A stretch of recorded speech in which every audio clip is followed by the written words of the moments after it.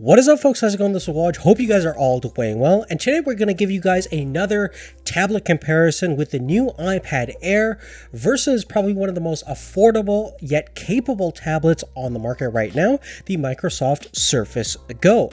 Now, I essentially got the Surface Go for around $362, and that's a whole lot cheaper than the $499 starting price of the cheapest configuration of the new iPad Air. Now, we're going to talk about the advantages and disadvantages specifically.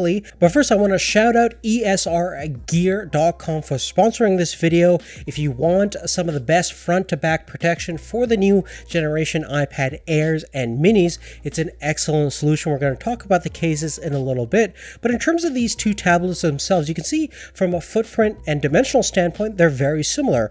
There's about a half-inch screen size difference.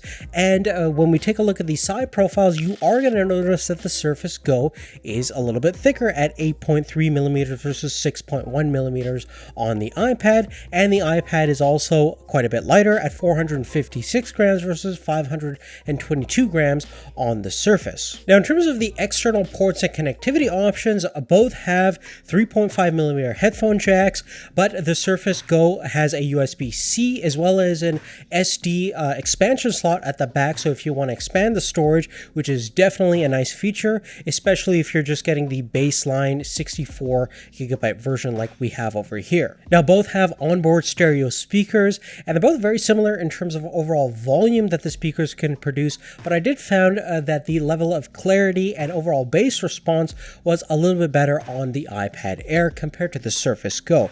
Now, coming back to the displays themselves, we mentioned there's only about a half-inch difference between the two, with the iPad Air having the slightly larger display, and even though the resolution and overall pixel density count on the iPad Air is higher, you're looking at about 265 ppi versus about 217 ppi on the Surface Go. In real life, there isn't a huge difference in terms of overall clarity and sharpness. There is a difference in terms of color rendition and brightness. I did encounter that the brightness on the iPad Air, especially in outdoor conditions, is certainly a little bit more luminous, and the color rendition is a little bit more accurate and doesn't have the dramatic color shifts that we encounter with the Surface Go. Now, with that said, keep in mind that the Surface Go is basically a scaled down version of the Surface Pro 6. So we still have the Pixel Sense technology. It's still very good in terms of 10-point multi-touch capacitive touch. It's compatible with the Surface Pen as well as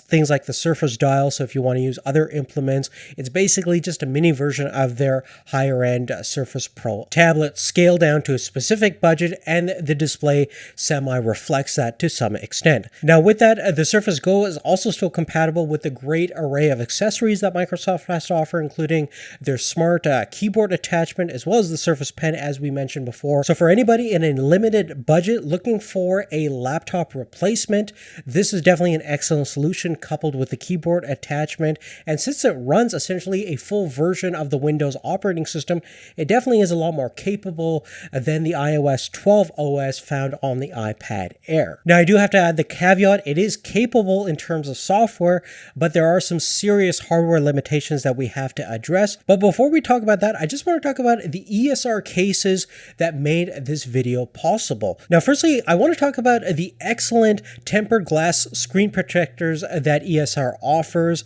I've used them in the past and they're very solid, saved me a couple of different displays a number of times. And the great thing about them is that it comes with a free applicator. So you basically clean off the display with the provided tools given to you in the packaging, and then use this template to actually exactly fit the screen protector directly onto your specific device, making the application of the screen protector super simple and straightforward and relatively fast. I actually did this in less than 3.5 minutes, and after taking out all the air bubbles, you're going to barely notice that there's anything on there. It has a nano-plated oleophobic coating, similar to the actual coating on the iPad itself, but you're going to get an extra layer of protection, and that's definitely important important for a high-end device like this. Now, in terms of the ESR cases themselves for the new generation iPad Air, we have 3 examples from them.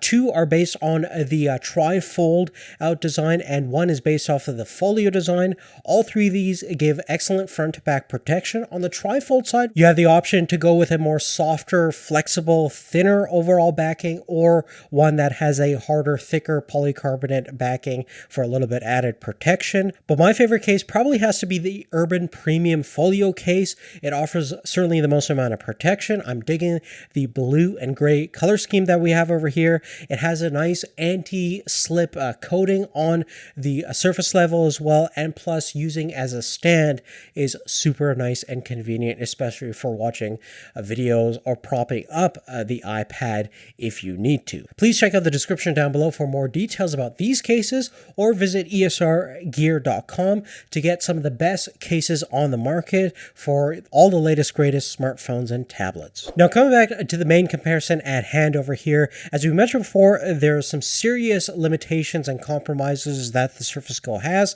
and one of the reasons why it's so cheap is that it's very underpowered. It's powered by a dual-core Intel Pentium processor, specifically the 4415Y, has a clock speed of about 1.6 gigahertz, and it has a integrated Intel HD 615 graphics. In terms of RAM, you can either get 8 or 4 gigabyte version if you get the baseline configuration like we did, and we also have 64 gigabytes of internal memory. Luckily, we do have that micro SD expansion slot, so we can expand the memory fairly easily. Now, the new generation iPad Air is superior technically in pretty much every way you can imagine. The new Apple A12 Bionic processor has 6 cores comprised of 4 high-efficiency cores and 2 performance cores. You have 4-core graphics as well as 3 gigabytes of RAM, and you have fixed internal storage configuration comprising of 64 to 256 gigabytes.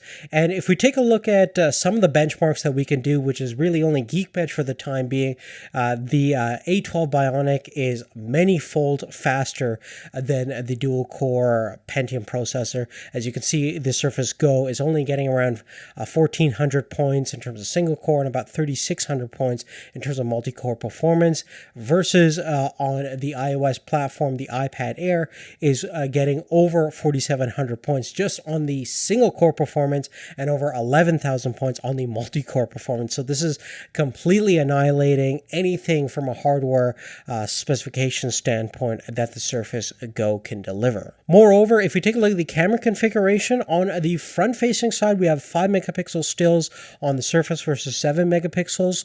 And on the back side, even though we have the same overall sensor size in terms of resolution, both can shoot 8 megapixel stills, 1080p at 30 FPS. The camera on the iPad definitely renders out details and colors definitely a little bit more accurately. The autofocusing system is a lot faster and more snappy, and it's generally going to result in better looking images 9 times out of 10. Lastly, talking about the battery performance, in terms of capacity, we have 30.2 watt hours on the iPad Air versus 26 watt hours on the Surface Go. So the Surface Go definitely has the smaller battery, and it's also quite a lot more power hungry in terms of the Windows 10 operating system. Now, even though we're running down a slightly streamlined, scaled down version of the Windows 10 operating system, specifically Windows 10S, it's still a lot more power hungry than the iOS platform. And from my personal experience, I can barely squeeze out 6 hours of usage, even though Microsoft claims about 9 hours of battery life. On the iPad, on the other hand, we can get well over all day battery performance. Most people get anywhere between 9 to 10 hours, as Apple claims, which is definitely something you can consistently experience on the new iPad Air. So in terms of battery life, definitely the iPad is the winner. And therefore, to sum up everything we've talked about thus far, the Surface Go certainly has a lot of potential capabilities, but is always going to be limited due to its hardware limitations. And for anybody that's serious into productivity or perhaps even media creation and things like that, is probably going to upgrade to either the Surface Pro 6 or a real laptop. But for people just wanting to surf the web web, watch YouTube videos, perhaps do a little bit of Microsoft Office, word processing, Excel, things like that. This is definitely a very usable machine. Certainly for students, this would still be great and definitely a lot more capable due to the fact that it's running a full Windows operating system than the iOS platform that the iPad is based on. But that being said, the iPad from a multimedia standpoint is definitely a lot more capable, has the much faster internal processing, so you can definitely do some video editing, photo editing, has the better camera, has the slightly better display, as well as a lot better battery life based on our experience. And therefore, even though you're paying about $130 more, I think you're definitely getting a lot more from a hardware perspective on the new generation iPad Air than this current generation Surface Go. Hopefully that gave you guys some sort of idea on how these two compare against each other. Definitely love to hear your thoughts on which tablet specifically in the market you think has the best offer in terms of value, capabilities, everything like that. I want to give a huge shout out to ESRgear.com for making this video possible. Without them, this wouldn't be available to you guys. And most of all, I want to thank you guys so much for your support. Thank you so much for watching our videos. Make sure you have notifications turned on. That way you can get our videos once they become available. And we'll see you next time. Take care.